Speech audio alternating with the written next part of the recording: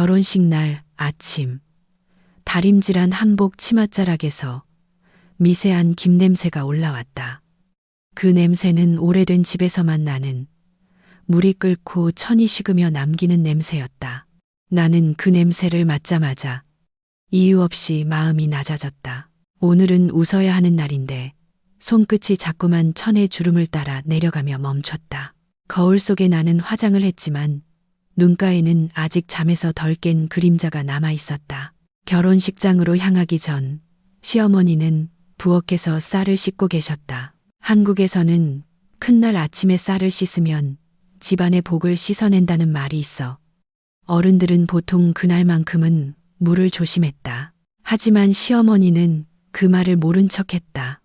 아니, 기억할 필요가 없다고 여긴 표정이었다. 친정에서 몇 분 오신다 했지. 그 말은 가볍게 던져졌지만 물 위에 떨어진 작은 돌처럼 마음에 파문을 남겼다. 나는 잠시 숨을 고르고 대답했다. 부모님이랑 이모 한 분이요. 시어머니는 쌀을 헹구던 손을 멈추지 않았다. 물소리만 규칙적으로 흘렀다. 하객 자리는 앞쪽에 두긴 좀 그렇겠네. 그 말 뒤에는 이유가 없었다. 이유를 묻지 않아도 알 것 같은 공기가 부엌에 고였다. 결혼식장에서는 보통 신부 쪽 부모가 앞줄에 앉는다. 그 자리는 사진에도 남고 사람들의 시선도 머문다. 하지만 그날 아침 그 자리는 이미 누군가의 마음속에서 비워져 있었다. 나는 고개를 끄덕였다. 소리가 나지 않게, 아주 작게. 그때 시계 초침이 벽에서 한 번 크게 울렸다. 오래된 집의 시계는 늘 조금 크게 소리를 냈다. 그 소리는 어린 시절부터 집안의 시간을 재단해왔고 오늘도 예외는 아니었다. 초침 소리에 맞춰 시어머니는 쌀을 체에 받쳤다. 물이 떨어지는 소리가 길게 이어졌다. 마치 무언가를 씻어내는 의식처럼 친정 부모님은 일찍 도착하셨다. 아버지는 오래 입던 정장을 꺼내 입으셨고 어머니는 손으로 직접 단 단추를 다시 확인하셨다. 어머니의 손등에는 바늘 자국이 몇 개 남아 있었다. 그 자국은 수십 년간 남의 옷을 고쳐주며 생긴 것이었다. 나는 그 자국을 볼 때마다 말없이 고개를 숙이게 됐다. 부엌에서 밥을 지을 때, 빨래를 넣을 때 늘 조용히 일을 하던 손. 그 손이 오늘은 꽃다발 대신 작은 가방을 들고 있었다. 결혼식장으로 가는 차 안에서 어머니는 창밖만 보셨다. 서울의 아침은 늘 바빴고 그날도 예외는 아니었다. 자동차 경적 소리와 신호등의 깜빡임이 이어졌다. 어머니는 창문에 비친 자신의 얼굴을 한 번 슬쩍 보더니 다시 시선을 돌렸다. 춥진 않니? 그 말은 나를 향했지만 사실은 스스로에게 하는 말 같았다. 나는 괜찮다고 대답했다. 괜찮다는 말은 그날 내 입에서 가장 많이 나온 말이었다. 결혼식장 로비에는 꽃 냄새가 진하게 퍼져 있었다. 생화 특유의 달콤하면서도 숨이 막히는 냄새. 그 냄새 속에서 사람들은 웃고 사진을 찍고 서로의 옷차림을 훑어봤다. 시어머니는 그 중심에 서 있었다. 단정한 한복, 반듯한 머리, 그리고 흔들리지 않는 미소. 누군가가 친정 부모님을 소개하자 시어머니는 고개를 한 번 숙였다. 깊지 않았다. 인사라기보다는 확인에 가까웠다. 멀리서 오시느라 고생하셨어요. 그 말 뒤에는 더 이상 이어지는 문장이 없었다.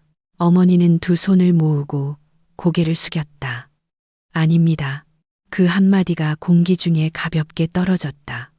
그 순간 나는 예식장 바닥의 차가운 대리석 감촉이 발바닥을 통해 전해지는 것을 느꼈다. 신발 속에서 발가락이 움츠러들었다.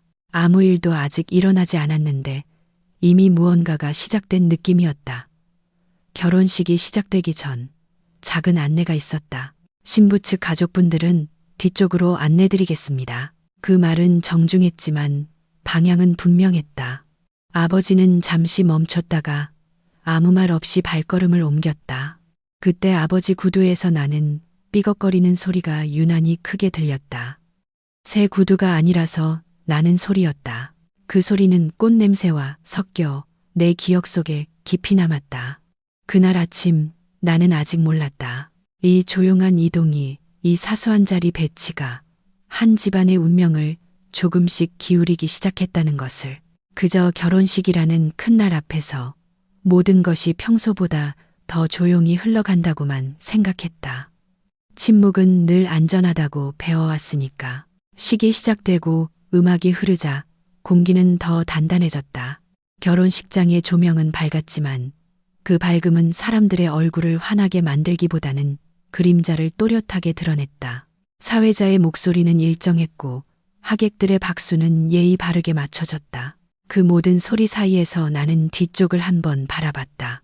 친정 부모님이 앉아 계신 자리였다. 붉은 카펫 끝에서 멀어진 곳, 기둥 하나에 가려 반쯤 보이는 자리. 어머니는 두 손을 무릎 위에 올려놓고 있었다. 손끝이 살짝 떨리는 게 보였다. 한국에서는 결혼식 날 부모가 자식의 얼굴을 오래 바라보면 눈물이 난다고들 한다. 그래서 일부러 시선을 피한다고도 했다. 하지만 그날 어머니는 피하지 않았다. 오히려 눈을 크게 뜨고 나를 보고 계셨다. 마치 지금 보지 않으면 다시는 못 볼 것처럼. 그 시선을 느끼자 목이 조여왔다. 숨을 들이마실 때마다 꽃냄새가 가슴 깊숙이 들어왔다. 식이 중반쯤 흘렀을 때 작은 소란이 생겼다. 안내 직원이 다가와 어머니에게 조용히 말을 건넸다. 나는 멀리서 그 장면을 봤다. 직원은 허리를 조금 숙인 채 낮은 목소리로 설명했다. 어머니는 처음엔 잘 못 들은 표정이었다. 고개를 한 번 기울이고 다시 한 번 묻는 입모양. 그리고 잠시 후 얼굴에서 피가 빠져나갔다. 그 변화는 아주 짧았지만 분명했다. 아버지는 아무 말 없이 일어섰다. 의자가 바닥에 스치는 소리가 났다. 예식장에서는 흔히 나는 소리였지만 그날 내 귀에는 유난히 크게 울렸다. 안내 직원은 손짓으로 출구 쪽을 가리켰다. 이유를 설명하는 대신 방향만 제시했다. 아버지는 고개를 한 번 끄덕이고 어머니의 팔꿈치를 살짝 잡았다. 그 손길에는 힘이 없었다. 오히려 조심스러웠다. 넘어지지 않게, 소리나지 않게 그들은 조용히 걸어 나갔다. 누구도 크게 쳐다보지 않았다. 결혼식장에서 일어나는 작은 이동은 늘 많기 때문이다. 하지만 나는 알았다. 그 발걸음이 단순한 이동이 아니라는 것을. 어머니의 구두굽이 바닥을 두드릴 때마다 내 심장도 같이 울렸다. 그 소리는 음악에 묻혀 사라졌지만 내 안에서는 계속 남았다. 시어머니는 그 광경을 봤다. 보지 않았다고 말할 수 없는 거리였다. 하지만 얼굴 표정은 변하지 않았다. 한국의 어른들은 감정을 얼굴에 드러내지 않는 것을 미덕으로 배웠다. 특히 체면이 걸린 자리에서는 더 그렇다. 시어머니는 미소를 유지한 채 옆에 앉은 친척과 짧게 말을 나눴다. 입술만 움직였다. 무슨 말인지는 들리지 않았지만 고개를 끄덕이는 각도가 모든 것을 설명했다. 식 끝나고 뵙죠. 그 말이 누구에게 향한 것인지는 알 수 없었다. 하지만 나는 그 문장이 칼처럼 느껴졌다. 식이 끝나고 나면 모든 것이 정리된 뒤에 그때는 이미 돌이킬 수 없다는 뜻처럼 들렸다. 식이 끝날 무렵 사회자는 양가 부모를 다시 한번 소개했다. 시댁 쪽 부모는 단상 위에 올랐다. 박수가 터졌다. 하지만 친정 부모의 이름은 불리지 않았다. 사회자는 잠시 멈칫하더니 원래 원고에 없던 말을 덧붙였다. 신부 측 부모님은 개인 사정으로 먼저 자리하셨습니다. 그 문장은 아주 매끄럽게 흘러갔다. 마치 늘 있던 문장처럼 개인 사정. 그 말은 많은 것을 덮는 데 쓰인다. 병도, 가난도, 부끄러움도. 나는 그 단어가 이렇게 무거운지 그날 처음 알았다. 단상 위에서 나는 고개를 숙였다. 카메라 플래시가 터졌다. 그 빛 속에서 부모님의 빈자리가 더 선명해졌다. 식이 끝나고 신부 대기실로 돌아왔을 때 귀에서 웅웅거리는 소리가 났다. 긴장이 풀려서라기보다는 너무 많은 것을 삼켜서였다. 화장대 위에는 물컵 하나가 놓여 있었다. 나는 컵을 들고 한 모금 마셨다. 물은 미지근했다. 그 온도가 이상하게 위로처럼 느껴졌다. 차갑지도 뜨겁지도 않은 그 상태가 아무도 책임지지 않는 온도 같아서 그날 친정 부모는 예식장을 나와 근처 국밥집에 들렀다고 나중에 들었다. 결혼식장에서 먹지 못한 밥을 밖에서 조용히 먹었다고, 국물은 뜨거웠고 김이 많이 났다고 했다. 어머니는 그 김을 보며 안경을 벗고 눈을 닦았다고 했다. 나는 그 장면을 상상하며 밤새 잠들지 못했다. 축하의 날에 그렇게 밀려난다는 것이 어떤 의미인지 그때는 아직 다 알지 못했지만 결혼식이 끝난 뒤 집으로 돌아오는 길은 유난히 조용했다. 차 안에서는 라디오도 켜지지 않았다. 신혼 첫날이라고는 하지만 축하의 여운보다는 말하지 않은 것들이 좌석 사이에 쌓여 있었다. 시어머니는 앞자리에 앉아 창밖만 보셨다. 가로등 불빛이 얼굴을 스치고 지나갈 때마다 표정은 변하지 않았다. 그 침묵이 오히려 규칙처럼 느껴졌다. 오래전부터 준비된 침묵. 집에 도착하자마자 시어머니는 외투를 벗고 단정히 걸었다. 한국 집에서는 어른의 외투를 바로 받아 옷걸이에 거는 것이 예의였다. 나는 습관처럼 다가갔다. 그때 시어머니의 손등이 내 손을 스쳤다. 차가웠다. 늦가을 밤 공기보다 더. 그 차가움이 이상하게 마음을 눌렀다. 아무 말도 하지 않았지만 그 온도만으로도 많은 것을 전하는 듯했다. 오늘 일은 밖에서 말하지 말자. 그 말은 거실 한가운데에서 조용히 떨어졌다. 소리를 낮췄지만 명령이라는 건 분명했다. 한국에서는 집안일을 밖으로 내보내지 않는 것이 미덕이라 배운다. 체면은 집안에서 지켜야 할 가장 단단한 벽이었다. 시어머니는 그 벽을 오래 관리해온 사람처럼 보였다. 나는 고개를 끄덕였다. 습관처럼. 오늘 하루만 해도 몇 번째인지 모를 끄덕임이었다. 방 안에는 아직 새 가구 냄새가 남아 있었다. 새로 들인 장롱에서 나는 나무 냄새와 접착제 냄새가 섞여 있었다. 그 냄새는 새 출발을 의미한다고들 하지만 그날의 나에게는 숨을 막히게 했다. 침대 위에 앉아 신발을 벗는데 발바닥이 욱신거렸다. 하루 종일 긴장한 탓이었다. 몸은 피곤했지만 마음은 더 무거웠다. 잠시 후 시어머니는 부엌에서 차를 끓였다. 물이 끓는 소리가 조용한 집에 울렸다. 한국에서는 중요한 이야기를 차와 함께 시작하는 경우가 많다. 목을 축이며 말을 부드럽게 만들기 위해서라고 했다. 하지만 그날의 차는 말을 줄이기 위한 준비처럼 느껴졌다. 시어머니는 찻잔을 2개만 꺼냈다. 아들은 보이지 않았다. 그는 샤워를 한다며 방에 들어가 있었다. 그 부재가 묘하게 자연스러웠다. 내 부모님 마음 상하셨을 거야. 그 말은 위로처럼 들렸지만 끝이 없었다. 뒤따르는 사과도 이유도 없었다. 나는 찻잔을 2손으로 감싸 쥐었다. 잔의 온기가 손바닥으로 전해졌다. 그 온기가 없었다면 나는 떨었을지도 모른다. 찻잎에서 나는 은은한 향이 공기 중에 퍼졌다. 그 향은 오래된 집에서만 나는 냄새였다. 시어머니의 젊은 시절이 묻어있는 향. 하지만 오늘은 우리 집의 날이었어. 그 다음 문장은 아주 또렷했다. 우리 집. 그 말 안에는 경계가 있었다. 나는 잠시 숨을 멈췄다가 다시 쉬었다. 대답은 하지 않았다. 대답을 하면 무언가가 깨질 것 같았다. 침묵은 그때 유일하게 허락된 선택이었다. 시어머니는 찻잔을 내려놓고 손을 무릎 위에 올렸다. 손가락이 가지런히 모여 있었다. 사람들 말이 무서워. 그 말은 한국 어른들이 자주 하는 말이었다. 말이 집안을 흔들고 운을 바꾼다고 믿었다. 그래서 먼저 말을 막는 것. 그게 보호라고 생각하는 세대였다. 하지만 그 보호는 늘 누군가를 안쪽으로 밀어넣었다. 나는 그날 밤 부모님께 전화를 걸지 않았다. 전화기를 손에 쥐었다 놓기를 몇 번이나 반복했다. 진동 소리만 켜둔 채 화면을 바라봤다. 전화하면 울 것 같았다. 울면 그 울음이 이 집 벽을 넘을 것 같았다. 그래서 참았다. 침대에 누워 천장을 보며 시계 초침 소리를 들었다. 결혼식 날 아침에 들었던 그 소리와 같은 리듬이었다.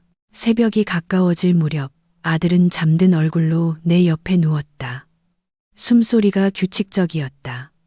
그 소리를 들으며 나는 처음으로 생각했다. 오늘의 침묵이 언젠가 나에게 돌아올지도 모른다는 것을. 하지만 그때는 아직 침묵이 이렇게 오래 남을 줄은 몰랐다. 며칠이 지나자 집안은 다시 평소의 리듬을 되찾는 듯했다. 아침마다 시어머니는 같은 시간에 일어나 밥을 지었고 된장국에서 나는 냄새는 늘 같았다. 콩이 조금 덜 풀린 국물, 오래 끓여도 짜지 않은 맛. 그 냄새는 이 집의 질서 같았다. 변하지 않는 것들이 있으면 변한 일도 없는 것처럼 느껴지게 만들었다. 하지만 내 안에서는 계속해서 무언가가 눌리고 있었다. 아무도 보지 않는 자리에서만 숨을 쉬는 감정처럼. 설거지를 하다 보면 물이 손등을 타고 흘렀다. 따뜻한 물과 차가운 물이 번갈아 닿을 때마다 결혼식 날의 장면이 겹쳐 떠올랐다. 어머니의 눈, 아버지의 구두 소리, 안내 직원의 손짓. 그 기억들은 물기처럼 쉽게 사라지지 않았다. 한국에서는 며느리가 집안의 물을 맡는다는 말이 있다. 부엌의 물길이 곧 집안의 흐름이라는 뜻이었다. 나는 그 물길 앞에서 자주 멈춰섰다. 시어머니는 아무 일도 없었던 것처럼 행동했다. 반찬을 놓는 순서, 밥 공기의 위치, 국을 덜어주는 양까지 늘 같았다. 그 반복 속에서 나는 점점 투명해졌다. 투명해진다는 것은 편해 보이지만 사실은 가장 외로운 상태라는 걸 그때 알았다.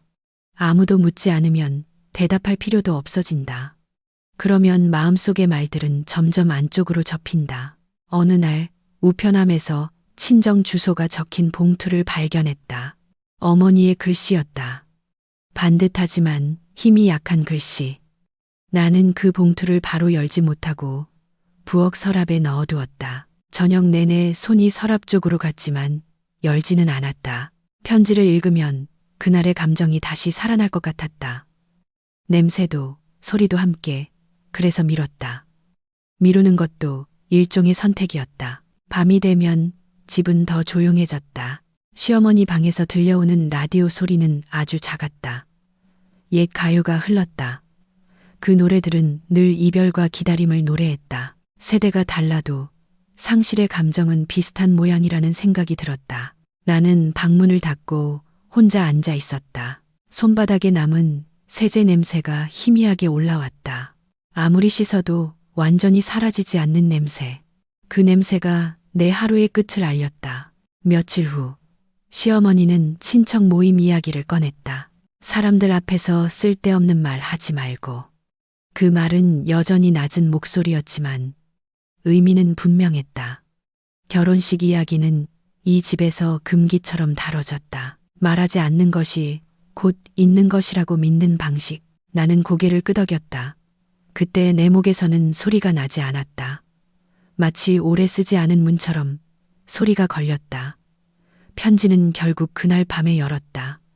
방 안에서 혼자 종이를 펼치자 어머니의 체온이 느껴지는 것 같았다. 편지에는 길지 않은 문장들이 적혀 있었다. 괜찮다, 걱정 말라, 잘 살아라. 그 말들 사이에는 아무 원망도 없었다. 그래서 더 아팠다. 어머니는 늘 그렇게 말을 아끼는 사람이었다. 그날 예식장에서조차 나는 편지를 접어 다시 봉투에 넣었다. 그리고 서랍 깊숙이 밀어 넣었다. 그 순간 가슴 안쪽에서 무언가가 아주 작게 부서졌다. 소리는 나지 않았지만 분명히 느껴졌다. 그 조각들은 이후로도 오랫동안 내 일상 곳곳에 흩어져 남아 있었다. 시간은 겉으로 보기엔 아무 일도 없었다는 듯 흘러갔다. 계절이 한번 바뀌고 집 앞 은행나무 잎이 노랗게 물들었다가 바닥에 떨어졌다. 아침마다 빗자루로 낙엽을 쓸어내는 소리가 골목에 퍼졌다. 그 소리는 단조로웠고 반복적이었다. 한국에서는 집 앞을 깨끗이 쓸면 집안의 근심도 함께 나간다고 믿는 어른들이 있다. 시어머니는 그 말을 자주 했다. 하지만 아무리 쓸어도 집안의 공기는 조금씩 무거워지고 있었다. 아들은 점점 말수가 줄었다. 회사에서 돌아와도 신발을 벗고 방으로 바로 들어갔다. 식탁에서 나누는 대화는 날씨나 밥맛 같은 것뿐이었다. 중요한 이야기는 늘 그 사이를 피해갔다. 침묵은 편리했다. 누군가 먼저 꺼내지 않으면 아무 일도 일어나지 않으니까. 하지만 그 편리함이 관계를 얼마나 빠르게 마르게 하는지는 그때는 잘 보이지 않았다. 시어머니의 몸도 조금씩 달라졌다. 소화가 안 된다며 약을 찾는 날이 늘었고 밤중에 부엌 불이 켜지는 횟수도 잦아졌다. 나는 방문 틈으로 그 모습을 몇 번이나 봤다. 작은 컵에 물을 따르고 약을 삼키는 뒷모습. 그 어깨가 예전보다 조금 더 굽어 보였다. 나는 다가가 말을 걸까 하다가 늘 멈췄다. 말이 시작되면 어디로 흘러갈지 알 수 없었기 때문이다. 집안의 물건들도 조금씩 자리를 바꿨다. 시어머니는 괜히 장식장을 옮기고 그릇의 위치를 바꿨다. 필요해서라기보다는 손에 잡히는 것을 움직이고 싶은 마음처럼 보였다. 오래된 그릇을 닦을 때마다 그릇이 서로 부딪히는 소리가 났다. 막지만 날카로운 소리. 그 소리를 들을 때마다 결혼식 날 아버지 구두에서 났던 삐걱거림이 떠올랐다. 소리는 사라져도 기억은 남아 비슷한 형태로 돌아왔다. 어느 날 시댁 쪽 친척에게서 전화가 왔다. 요즘 집안이 좀 어수선하다는 말로 시작해 끝은 사람 사는 게 다 그렇다로 맺었다. 나는 그 말들 사이에 숨겨진 질문을 느꼈다. 결혼식 날의 일, 그 이후의 변화. 모두가 어렴풋이 알고 있지만 아무도 정확히 말하지 않는 것들. 나는 짧게 대답하고 전화를 끊었다. 통화를 끝내고 나서 손에 땀이 차 있는 걸 느꼈다. 그날 저녁 된장국에서 나는 냄새가 유난히 짙었다. 시어머니는 간을 몇 번이나 보며 국을 저었다. 숟가락이 냄비에 닿는 소리가 반복됐다. 요즘 국이 잘 안 맞네. 그 말은 국을 향한 것 같았지만 사실은 다른 무언가를 말하는 듯했다. 나는 아무 말도 하지 않고 밥을 먹었다. 밥알이 입안에서 잘 씹히지 않았다. 목으로 넘길 때마다 작은 돌을 삼키는 느낌이었다. 밤이 되자 비가 내렸다. 창문을 두드리는 빗소리는 일정했다. 빗물 냄새가 창틈으로 들어왔다. 젖은 흙과 먼지가 섞인 냄새. 그 냄새를 맡으며 나는 생각했다. 눈에 보이지 않는 균열은 이렇게 소리 없이 번지는구나 하고 누군가 크게 소리치지 않아도 집은 이미 조금씩 기울고 있었다. 그 중심에 아무도 꺼내지 않은 그날의 일이 그대로 남아 있었다. 문제는 한꺼번에 오지 않았다. 늘 그렇듯 아주 작은 일들부터였다. 시어머니가 아끼던 반찬 가게가 문을 닫았고 오래 거래하던 쌀집 주인이 바뀌었다. 별일 아닌 변화들이었지만 시어머니는 그때마다 한숨을 쉬었다. 요즘은 믿을 데가 없어. 그 말은 세상 전체를 향한 것 같았지만 사실은 집안을 맴돌았다. 믿음이라는 것이 어느 순간부터는 밖보다 안에서 더 흔들리고 있었다. 어느 날 시어머니는 개를 들었던 모임 이야기를 꺼냈다. 몇십 년을 함께한 사람들이었는데 그중 한 사람이 돈 문제로 연락을 끊었다고 했다. 한국에서는 개가 단순한 돈 모임이 아니라 신뢰의 상징처럼 여겨진다. 서로의 형편을 알고 급할 때 도와주는 약속. 그 약속이 깨졌다는 말에 시어머니의 목소리는 눈에 띄게 낮아졌다. 나는 그 이야기를 들으며 이유 없이 결혼식 날을 떠올렸다. 약속이 가장 쉽게 깨지는 순간은 힘의 균형이 어긋날 때라는 생각이 스쳤다. 집 안에서도 작은 마찰이 늘었다. 아들은 회사에서 구조조정 이야기를 들었다며 늦게까지 술을 마셨다. 술 냄새가 현관에 남아 있었다. 그 냄새는 달고 씁쓸했다. 나는 창문을 조금 열어두었다.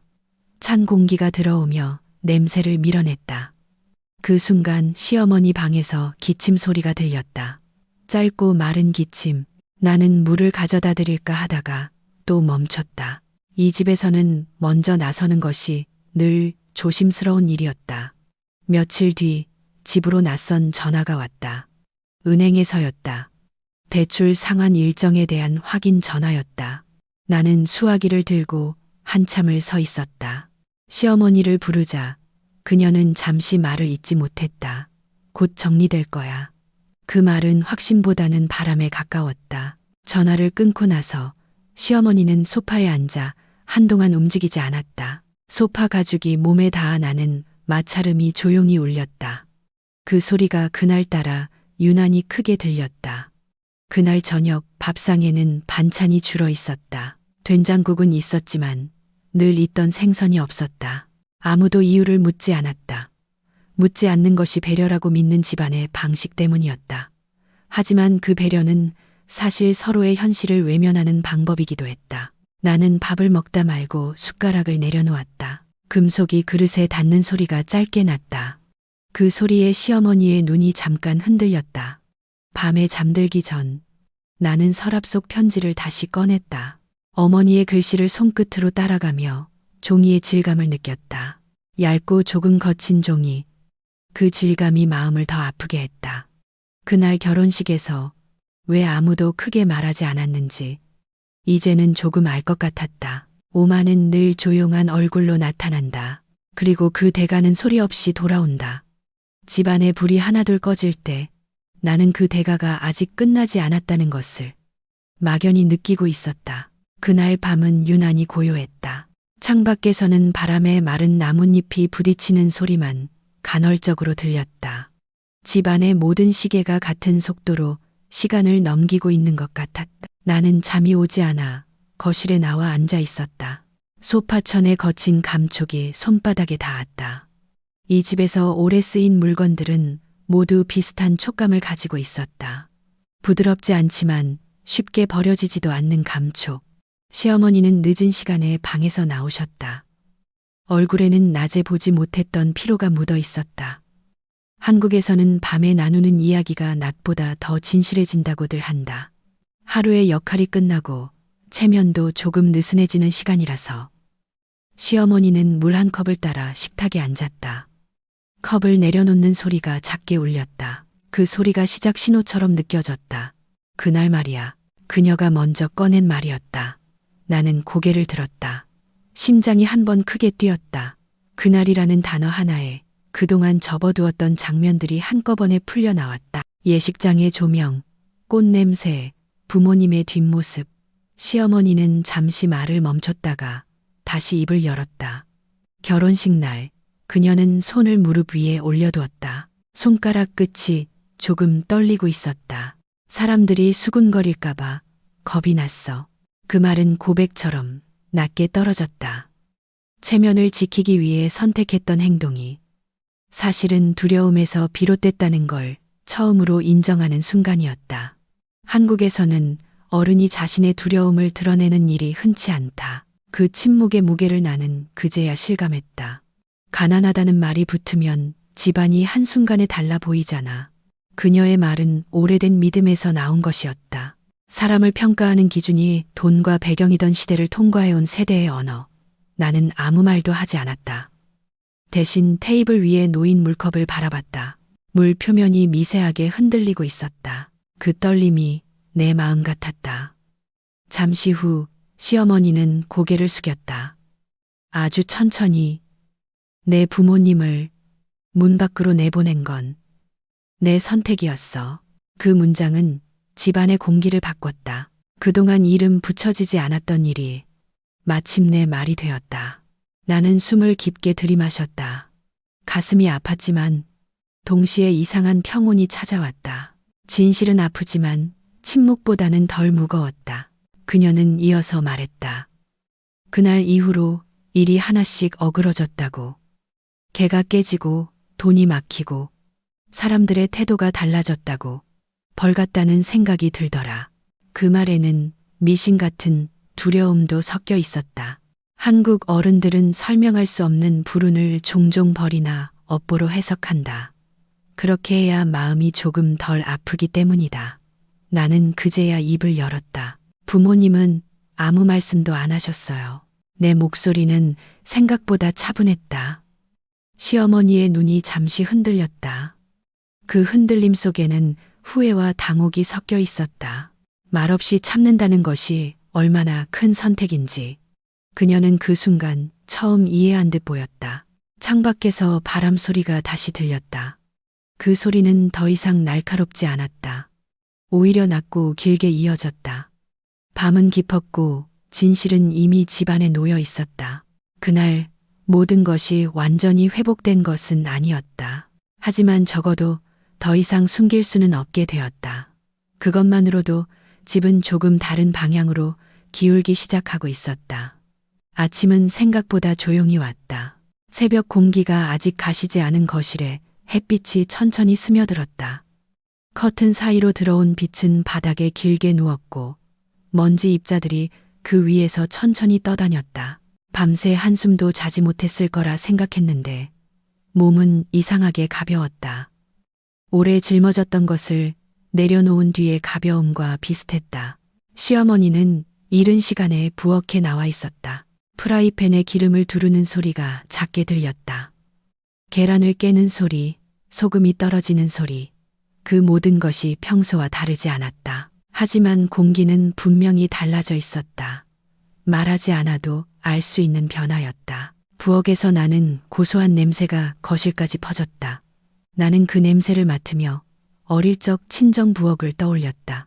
어머니가 아침마다 계란을 부치던 모습, 그때의 냄새와 크게 다르지 않았다. 식탁에 마주 앉았을 때 시어머니는 밥 공기를 내 쪽으로 조금 더 밀어주었다.